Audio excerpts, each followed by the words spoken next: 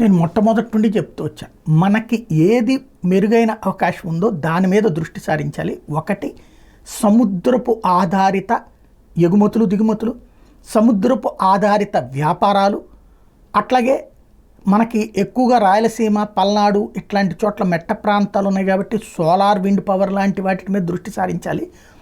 మనకి ఏ అవకాశాలు ఉంటే అవి అందిపుచ్చుకోవాలి. కానీ మనం 24 గంటలు Hyderabad software, Bengaluru software, Chennai software అంటే అవి ఒక్క రోజులో రాలేదు. అలాంటి అట్మాస్ఫియర్ కావాలి, అవి మెట్రో సిటీస్తో కూడినటువంటి.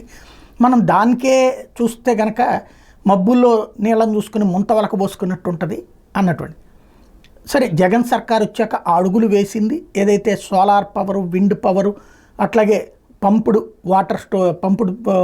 పవర్కి సంబంధించినటువంటి ఇవన్నీ ఇప్పుడు దాన్ని మరింత ముందుకు తీసుకెళ్లేటటువంటి ఎత్తుగడ చంద్రబాబు గారు వేశారు.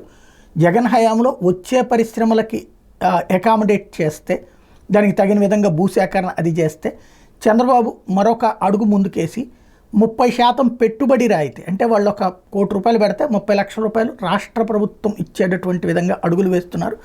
ఈ 10 లక్షల కోట్ల పెట్టుబడులు సాధించడం, 7,75,000 మందికి ఉపాధి అందించడం లక్ష్యంగా solar, wind, battery storage, electrolysers, biofuel, PSP, hybrid ప్రాజెక్టుల్ని, సోలార్ పార్కుల తయారీ యూనిట్లు కూడా, సోలార్ పార్కులు తయారీ యూనిట్లు కూడా తీసుకురావడానికి పెద్ద ఎత్తున అడుగులు వేస్తూ దానికి సంబంధించినటువంటి విధి విధానాల రూపకల్పన దిశగా ముందుకు వెళ్తున్నారు.